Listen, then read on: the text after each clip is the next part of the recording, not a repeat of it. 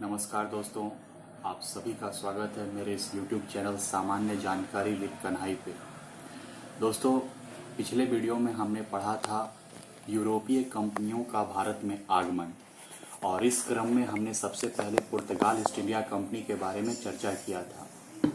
दोस्तों, हमने देखा था कि कैसे यूरोप का स्थलीय मार्ग अवरुद्ध हो जाने के कारण, पूर्वी एशियाई क्षेत्रों से उनका संपर्क कट जाने के कारण उनमें एक भौगोलिक खोज की चेतना जागृत हुई, और जिसका परिणाम यह हुआ कि उन्होंने समुद्री मार्ग से भारत आने का रास्ता खोजा। इसमें सफलता प्राप्त हुआ पुर्तगाल के यात्री वास्को डी गामा को 17 मई 1498 ईस्वी में। तत्पश्चात पुर्तगाल का व्यापार भारत में फलने फूलने लगा। उन्होंने यहाँ से बहुत मुनाफा कमाया। वे अपने सामग्रियों को यहाँ से लेकर जाते और यूरोप में उसे बेचने का कार्य करते और वहाँ से वो मुनाफा प्राप्त करते थे। हालांकि जो सामग्रियाँ वो यहाँ से लेकर जाते थे यूरोप में, पुर्तगाल की राजधानी लिस्बन में वो उस सामान को उतारते थे। वहाँ से पूरे यूरोप में उस सामग्रियों को फैलाने का काम डच करती थी। जी हाँ, पुर्तगाल के द्वारा लाए गए सामग्रियों को पूरे यूरोप में फैलाने का काम उस समय डच कर रही थी। डच से यहाँ तात्पर्य है हॉलैंड के निवासियों का। डच को पहले हॉलैंड के नाम से भी जाना जाता था, वर्तमान में इसे नीदरलैंड के नाम से जाना जाता है, और इसकी अभी वर्तमान राजधानी एम्स्टर्डम में है। आज हमारा focus Dutch east India company पर ही होगा। तो दोस्तों, पुर्तगालियों के द्वारा जो सामान, मसाला, जो भी सामग्रियां भारत से या पूर्वी एशियाई क्षेत्रों से जो वो सामान लेकर यूरोप में जाते थे, तो उन्हें पूरे यूरोप में फैलाने का काम डचों ने किया, जिससे अप्रत्यक्ष रूप से उन्हें भी बहुत मुनाफा हुआ इस व्यापार से। इस मुनाफे से उन्होंने अपने नौसैनिक शक्ति को मजबूत किया, अपने सैन्य शक्ति का विस्तार किया, अपने वाणिज्यिक शक्ति को मजबूत किया, और वो ऐसे इंतजार में थे कि जब पुर्तगाल का पतन हो तो वो खुद जाकर इन पूर्वी एशियाई क्षेत्रों में व्यापार करें और दोगुना मुनाफा कमाएं।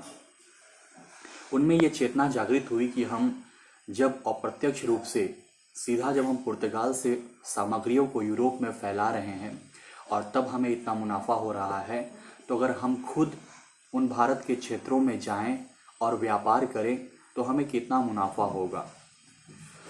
तो ऐसा उन्होंने सोचा, और 1596 ईस्वी में डच की सरकार ने कार्नेलियन द हाउटमैन के नेतृत्व में पहला जहाजी बेड़ा भारत की ओर भेजा। तो पूछ लिया जाता है कि भारत आने वाले प्रथम डच यात्री कौन थे, तो वो थे कार्नेलियन द हाउटमैन। तो कार्नेलियन हाउटमैन जब यहाँ आए, इंडोनेशिया भी गए, यहाँ की विषय वस्तुओं को उन्होंने जाना, यहाँ की स्थितियों को उन्होंने परखा, और जाकर वहाँ बताया कि ये क्षेत्र व्यापार के लिए बहुत अनुकूल है। अगर हम भी सीधे इन क्षेत्रों से व्यापार करें तो हमारा मुनाफा दोगुना हो सकता है।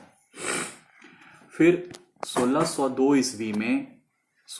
ईस्वी में डच की संसद ने एक बिल पारित किया और डच ईस्ट इंडिया कंपनी का गठन किया, और 21 साल के लिए इन्हें अधिकार पत्र दे दिया पूर्वी एशियाई क्षेत्रों के साथ व्यापार करने का।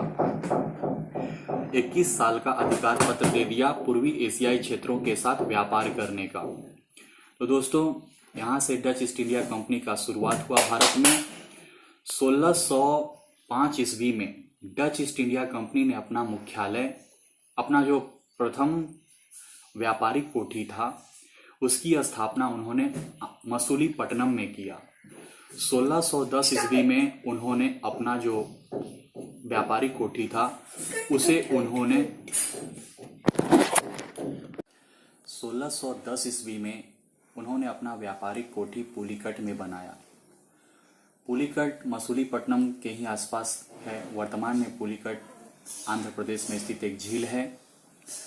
तो पुर्तगालियों ने जो अपना ध्यान मुख्य रूप से मालाबार तट की ओर केंद्रित किया था, उसके विपरीत डच ईस्ट इंडिया कंपनी ने जो अपना क्षेत्र था वो कोरोमंडल तट को चुना था व्यापार के लिए। भारत में उनकी रुचि मसालों में नहीं थी। जिस प्रकार पुर्तगाली ईस्ट इंडिया कंपनी ने भारतीय मसालों को यूरोप में एक अलग पहचान दिलाया, उसी प्रकार यहाँ सूती वस्त्रों का पहचान पूरे यूरोप में डचों ने दिलाया। और डच ईस्ट इंडिया कंपनी अपना मसाला इंडोनेशिया के क्षेत्र से प्राप्त करते थे। उन्हें मसाला इंडोनेशियाई द्वीप से मिल जाता था और वस्त्र उन्हें भारत से मिल जाते थे। वस्त्रों का व्यापार वो भारत से करते थे। तो इधर एक तरफ डच ईस्ट इंडिया कंपनी का उदय हो रहा था, वहीं दूसरी ओर पुर्तगाली ईस्ट इंडिया कंपनी का पतन हो रहा था। ये पतन कैसे हो रहा था, तो इससे भी कुछ जुड़ी बातें हैं। 1580 ईस्वी में पुर्तगाल ने अपना विलय स्पेन के राजा के अंतर्गत कर लिया। जी हाँ, पुर्तगाल का विलय स्पेन के साथ हो गया। और स्पेन की जब स्थिति बिगड़ती गई तो अप्रत्यक्ष रूप से पुर्तगाल की भी स्थिति बिगड़ती ही चली गई। 1588 ईस्वी में अंग्रेजों ने स्पेन पर आक्रमण कर दिया, जिसका प्रभाव पुर्तगाल पर भी पड़ा। पुर्तगालियों की नौसैनिक शक्ति छीन हो गई इस युद्ध में। और सबसे बड़ा कारण पुर्तगाली ईस्ट इंडिया कंपनी का पतन का ये था कि वहाँ का जो राजा था वो बहुत ही निरंकुश था। पुर्तगाली व्यापारियों का उनका समाज में कोई उतना खास सामाजिक प्रभुत्व तो नहीं था जिनसे वो वहाँ के आम जनों को अपनी ओर प्रभावित कर सके। और दूसरा कारण पुर्तगालियों के पतन का भारत में ये रहा कि ये यहाँ धर्मांतरण कराने पर विशेष जोर दे रहे थे, लोगों को ईसाईयत में परिवर्तित कर रहे थे, जिनसे यहाँ जो लोग थे वो पुर्तगालियों के प्रति उनमें काफ़ी रोष था। वहीं दूसरी ओर डच ईस्ट इंडिया कंपनी का जो उनको काफ़ी क्षेत्रीय सहयोग प्राप्त था, उनके संबंध यहाँ के राजों से, यहाँ के क्षेत्रीय लोगों से बहुत ही अच्छा संबंध था। इस संबंध का एक उदाहरण ऐसा भी है कि जब एक गांव अपना टैक्स देने में जब समर्थ नहीं हो पाता है तो डच ईस्ट इंडिया कंपनी उस पूरे गांव का टैक्स अपने ओर से भरती है। तो डच ईस्ट इंडिया कंपनी यहाँ के क्षेत्रीय लोगों को साथ में लेकर चल रही थी, जिससे उनका व्यापार काफ़ी फल फूल रहा था। वहीं दूसरी ओर जो पुर्तगाली ईस्ट इंडिया कंपनी थी, उनके लिए यहाँ के लोगों में रोष था, क्योंकि वो यहाँ वैवाहिक नीति को चला रहे थे, जिससे वो जबरन यहाँ की महिलाओं के साथ जो था वो अपने लोगों की शादी करवाते थे और उन्हें धर्म परिवर्तन करवाने पर मजबूर किया करते थे। और उन्होंने समुद्री डकैती की भी नीति अपनाई हुई थी पुर्तगालियों ने। तो पूछता है किस ईस्ट इंडिया कंपनी ने समुद्री डकैती के और लूटपाट के सिद्धांत को अपनाया था, तो वो पुर्तगाली ईस्ट इंडिया कंपनी ने ये सिद्धांत को अपनाया था। तो दोस्तों, हमने देखा कि पुर्तगाली ईस्ट इंडिया कंपनियों का पतन का क्या कारण रहा। वहीं डच ईस्ट इंडिया कंपनी सभी को लेकर चल रहा था, तो उसका व्यापार में उन्नति हो रहा था। एक चीज़ और यहाँ पर ये देखने वाली बात है कि पुर्तगाली जो थे वो अपने व्यापार को भारत के क्षेत्र से लेकर यूरोप तक ही सीमित रखे थे, और वहीं जो डच ईस्ट इंडिया कंपनी थी वो इंडोनेशिया के क्षेत्र में, भारत के क्षेत्र में, यूरोप के क्षेत्र में, पूर्वी एशियाई क्षेत्रों तक उनके व्यापार का विस्तार था।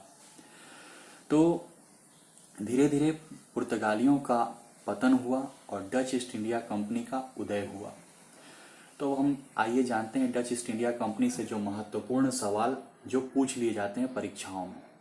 तो जो सबसे पहला सवाल पूछा जाता है वो ये पूछा जाता है कि वो पहले डच यात्री कौन थे जो भारत के दौरे पर आए थे। तो वो थे कार्नेलियन द हाउटमैन। जी हाँ, याद रखिएगा। अक्सर हम याद रखते हैं कि पुर्तगाल से पहला व्यापारी कौन आया था, तो वो हम याद रखते हैं कि वास्को डी गामा 17 मई 1498 को आए थे। पर कभी कभी पूछ लिया जाता है कि डच का वह कौन सा व्यापारिक यात्री था जो भारत के दौरे पर आया था, तो वो था कार्नेलियन द हाउटमैन। दूसरा सवाल ये पूछ लिया जाता है कि डचों ने अपना पहला व्यापारिक कोठी कहाँ स्थापित किया। तो उन्होंने 1605 ईस्वी में अपना पहला व्यापारिक कोठी मसूलीपट्टनम में स्थापित किया। फिर 1610 ईस्वी में वे अपना व्यापारिक कोठी पुलिकट में खोलते हैं। 1616 ईस्वी में वे अपना व्यापारिक कोठी सूरत में खोलते हैं और बिहार में 1632 ईस्वी में उन्होंने अपना व्यापारिक कोठी खोला पटना में। किताबों में ये 1658 में भी दिया हुआ है कि डच ईस्ट इंडिया कंपनी अपना व्यापारिक कोठी 1658 में पटना में कासिम बाजार में खोले हैं, पर परीक्षाओं में 1632 पिछली बार जो बिहार दरोगा में ये सवाल आया हुआ था कि डच ईस्ट इंडिया कंपनी ने पटना में अपना व्यापारिक कोठी कब खोला था, तो 1632 में खोला था। तो दोस्तों ये थे कुछ महत्वपूर्ण सवाल डच से।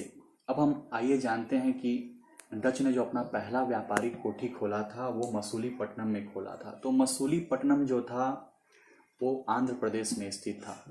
तो आंध्र प्रदेश से जुड़ी हुई कुछ बातें हम कर लेते हैं कि आंध्र प्रदेश से भी बहुत महत्वपूर्ण सवाल परीक्षा में हमारे पूछ लिया जाता है। तो आंध्र प्रदेश भाषाई आधार पर अलग होने वाला भारत का पहला राज्य बना। आंध्र प्रदेश की जो प्रारंभिक राजधानी थी वो करनूल में स्थित थी। जी हाँ, आंध्र प्रदेश की प्रारंभिक राजधानी कहाँ थी, तो वो थी करनूल में। फिर आंध्र प्रदेश की राजधानी कौन सी बनी, तो वो हैदराबाद बनी।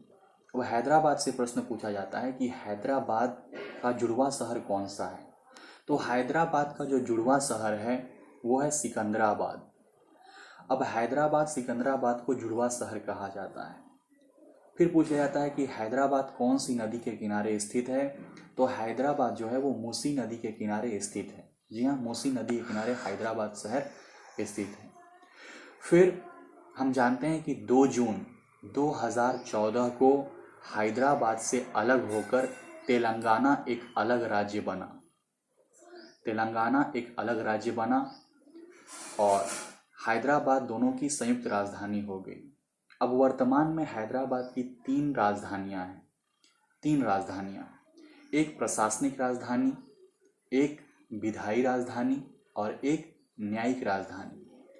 जो इसका प्रशासनिक राजधानी है वो विशाखापट्टनम में स्थित है। विशाखापट्टनम भारत का सबसे गहरा बंदरगाह है। विशाखापट्टनम बंदरगाह को सुरक्षा वहाँ की पहाड़ियाँ जो डॉल्फिन के नोज के आकार का है उससे उन्हें सुरक्षा प्राप्त होता है। तो ये था विशाखापट्टनम। अब इसकी जो न्यायिक राजधानी है वो करनूल में है। जी हाँ, आंध्र प्रदेश की जो विधायी राजधानी है वो करनूल में है। विधायी नहीं, आंध्र प्रदेश की न्यायिक राजधानी करनूल में है और आंध्र प्रदेश की विधायी राजधानी वो है अमरावती में।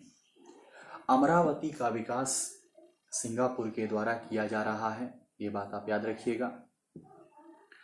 तो दोस्तों, तेलंगाना राज्य का आंध्र प्रदेश राज्य के साथ अलग हो जाने के बाद आंध्र प्रदेश का जो अभी जो 25वां उच्च न्यायालय का जो गठन हुआ है वो आंध्र प्रदेश में ही हुआ है। 25वां उच्चतम न्यायालय का जो गठन हुआ है वो आंध्र प्रदेश में ही हुआ है और भारत का 18वां रेलवे जोन, जिसे साउथ कोस्ट रेलवे बोलते हैं, उसका मुख्यालय अब विशाखापट्टनम में है।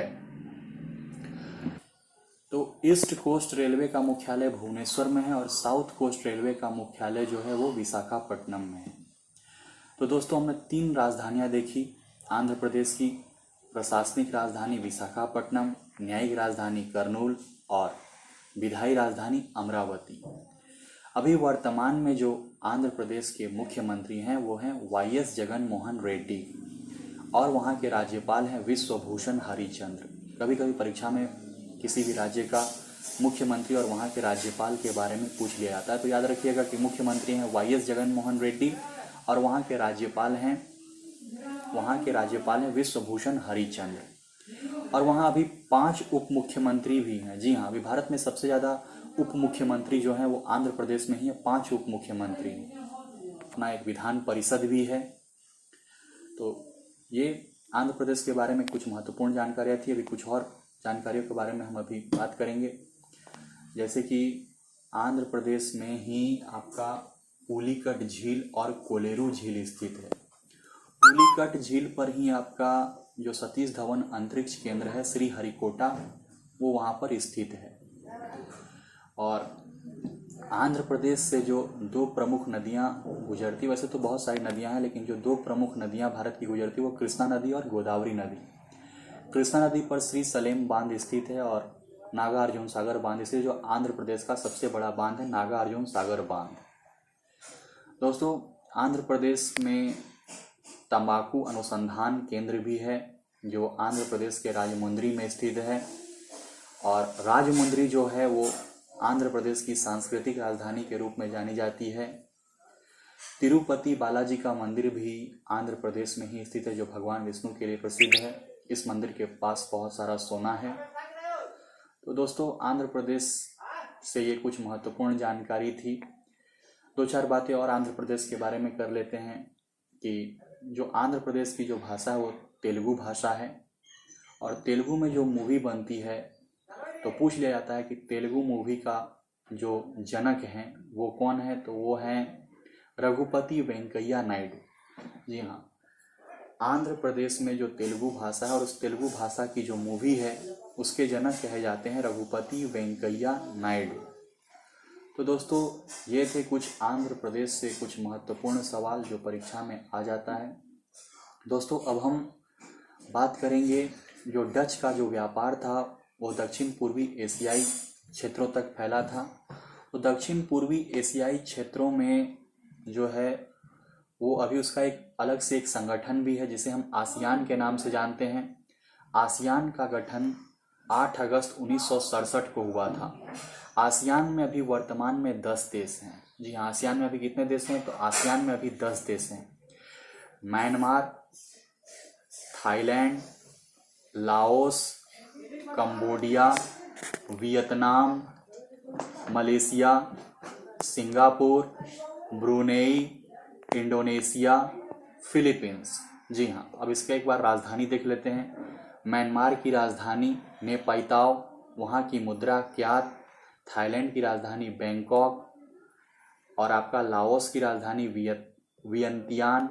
कंबोडिया की राजधानी नोहोम पेन। आपका वियतनाम की राजधानी हनोई।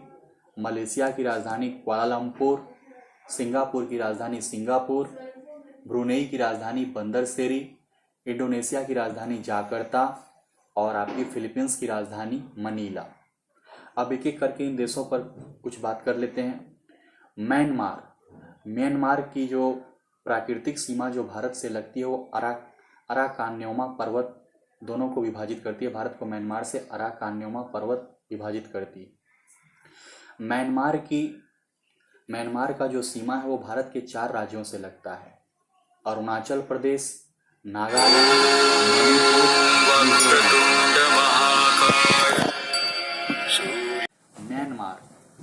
म्यांमार की जो प्राकृतिक सीमा है वो भारत से अराकान्योमा पर्वत के द्वारा अलग होती है। भारत के 4 राज्य हैं जो म्यांमार से अपना सीमा साझा करते हैं। इस क्रम में जो पहला राज्य है वो है अरुणाचल प्रदेश, नागालैंड, मणिपुर, मिजोरम। जी हाँ, अरुणाचल प्रदेश, नागालैंड, मणिपुर और मिजोरम। म्यांमार को पहले बर्मा के नाम से भी जानते थे और ये भारत सरकार अधिनियम 1935 के तहत अलग हुआ भारत से 1937 में और ये एक अलग देश बना। उस समय बर्मा की राजधानी रंगून हुआ करती थी। वर्तमान में म्यांमार की राजधानी नेपाइताओ है और यहाँ की मुद्रा क्या है, क्यात है। तो म्यांमार में एक बहुत ही महत्वपूर्ण नदी है इरावती नदी, जो कभी कभी पूछ लिया जाता है कि इरावती नदी कहाँ की है, तो वो म्यांमार की है। दोस्तों, अब हम बढ़ते हैं थाईलैंड की ओर। थाईलैंड की राजधानी क्या है, तो थाईलैंड की राजधानी है बैंकॉक। थाईलैंड सफ़ेद हाथियों के लिए प्रसिद्ध है। फिर हम आगे आते हैं तो हम लाओस को देखते हैं। आसियान के देशों में लाओस एशिया के देशों में एक लैंडलॉक कंट्री है। लाओस की राजधानी है वियंतियान। फिर इसके बाद जो आसियान में जो सदस्य हैं वो हैं कंबोडिया। कंबोडिया की राजधानी है नोहोम पेन। अंकोरवाट का मंदिर जो है वो कंबोडिया में ही स्थित है। फिर हम देखते हैं वियतनाम। वियतनाम की राजधानी है हनोई। जी हाँ, वियतनाम की राजधानी कहाँ है, तो वो है हनोई। इसके बाद फिर हम देखते हैं मलेशिया। मलेशिया 2 भूमिखंडों में विभाजित है। एक भूमिखंड में मलेशिया के साथ साथ उसके दक्षिणतम हिस्से में सिंगापुर है। जी हाँ, सिंगापुर है। सिंगापुर की राजधानी सिंगापुर ही है। और मलेशिया का जो दूसरा भूखंड है जो बोर्नियो द्वीप पर स्थित है, वहाँ पे मलेशिया के जो उत्तरतम क्षेत्र में ब्रुनेई वहाँ एक देश है जो आसियान का ही हिस्सा है। और ब्रुनेई की राजधानी है बंदर सेरी। ब्रुनेई की राजधानी क्या है, बंदर सेरी। ये राजधानियाँ बहुत ही महत्वपूर्ण है, परीक्षा में सीधा पूछ लिया जाता है। तो ब्रुनेई की राजधानी है बंदर सेरी। और फिर हम आते हैं, 2 देश बच गए हैं आसियान में, इंडोनेशिया और फिलीपींस।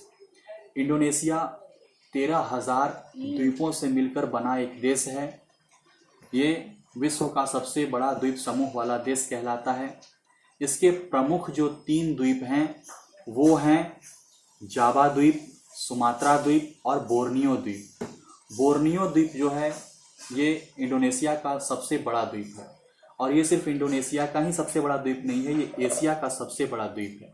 बोर्नियो पर 3 देश स्थित है, इंडोनेशिया, मलेशिया और ब्रुनेई। दोस्तों, इंडोनेशिया की जो राजधानी है जाकर्ता, वो जावा द्वीप पर स्थित है। दोस्तों, वहाँ एक मलक्का जल संधि है। मलक्का जल संधि के